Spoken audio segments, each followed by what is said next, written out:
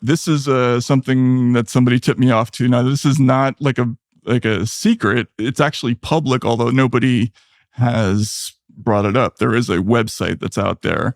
But this is a game. It's basically Elections and Dragons. It's made by InQtel. You can see the IQT here, which is the venture capital arm of the CIA. And it is a... Wait, stop. Yeah. Why does the CIA have a venture arm? Because to develop technologies that would otherwise probably be prohibited. And, because there's a lot of things that they get into that maybe are good money-making ideas. I mean, part of what being in the intelligence business is about is getting out and making money, right? But that's kind of a problem if your intel agencies have venture arms. Yes, right. You would think that would be a problem.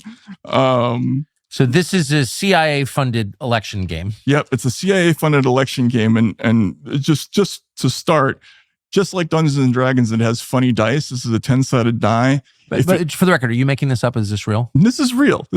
Haywire is the name of the game.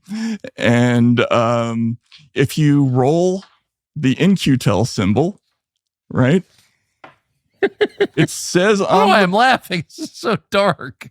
It says on the back, if you roll... It's basically the premise of the game is that you are trying to avoid a haywire situation, meaning an AI-induced disaster. Where the voters get what they want. Basically, yeah. So if you roll the InQtel logo, it says haywire averted. So basically, if you roll CIA, you win, right? Now, the CIA venture logo looks a little bit like the symbol for nuclear power. It does look a little bit like that, yes. Yeah. So this game is used to train... from what I understand, it's used to train people in government to wargame out scenarios that may happen, right? Which is why some of these scenarios are so incredible. Like if an orange populist were to somehow become president again. Well, right. And when I went through these, I know obviously I just opened this box, but I have another one. The one that really jumped out at me is this thing called The Purple Disappeared. The Purple Disappeared. If you could read out what it says.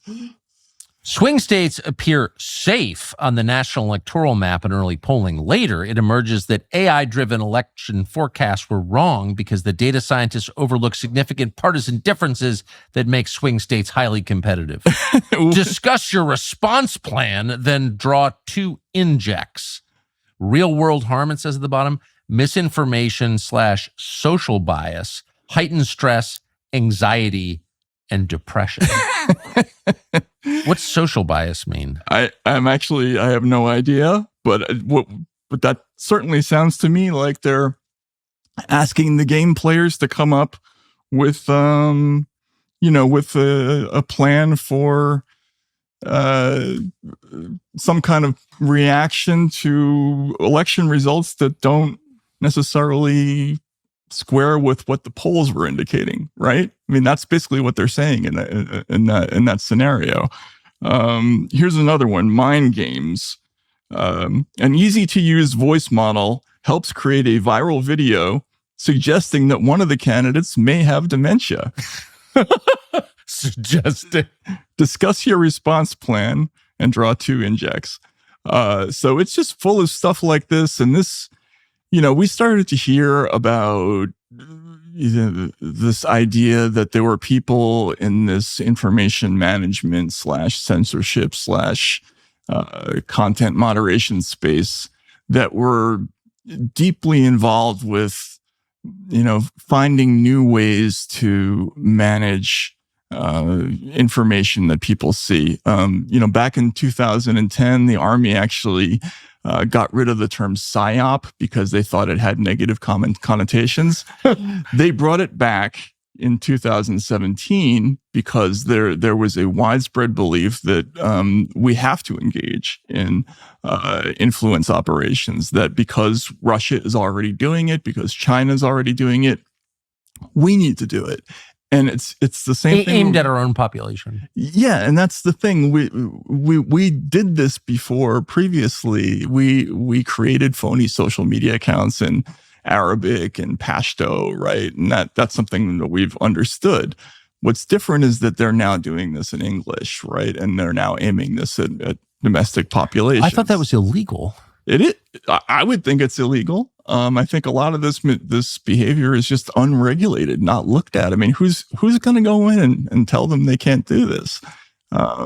What body is going? I mean, is it going to the be New York Times, the Washington Post? Democracy dies in darkness. I mean, that is the role of the press. Yes, but to expose excesses and roll them back by exposing them. But the problem is that they see, for instance, Donald Trump and, you know, the Trump movement as an extension of what they might call the Russian information ecosystem. They say, like the Global Engagement Center of the State Department has this concept of information ecosystem. So if you're too in alignment with Russian foreign policy views on, say, Ukraine or something like that, you can be part of the ecosystem even if you have nothing to do with that country. So the idea that the first head of the Global Engagement Center is a former editor of Time magazine, Rick Stengel. He wrote a book called Information Wars that we all had to read when we were doing the Twitter files because we didn't know about this organization.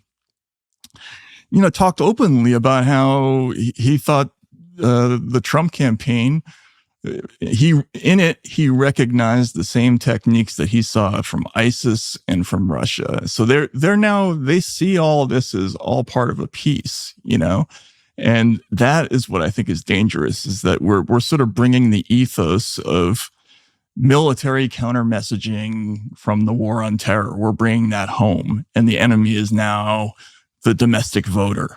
Right. Okay. So military messaging, but the purpose of the military is to kill people in the end and to deter war by the threat of killing people.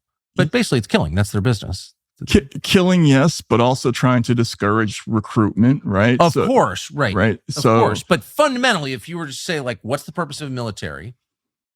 It's to exert force, physical force. So if the U.S. military is turning its psyops on the country, like it's not that far, you know, the nature of organizations and mission creep from there to like hurting people. Exactly. And they actually, you'll find we found NATO papers that talked about how they found the American belief in inform, not influence, or, you know, truthfulness. That's part of an old NATO memo about influence operations, that you can't tell untruths. The more modern belief is that that's outdated, that because the Russians don't do that we have to, we shouldn't have those restraints. So we have to worry now about sort of phony influence operations in the United States. And if you look at it in things through that lens, suddenly things like Russiagate start to make a little bit more sense, right? Because you can imagine somebody in the intelligence services saying, well, Donald Trump is part of this nexus of anti-American forces, and anything's fair game. Thanks for watching our YouTube channel. We hope you'll subscribe to it. And by the way, you can hit the little bell on there and get notifications every time we produce a video. We hope you'll do that also.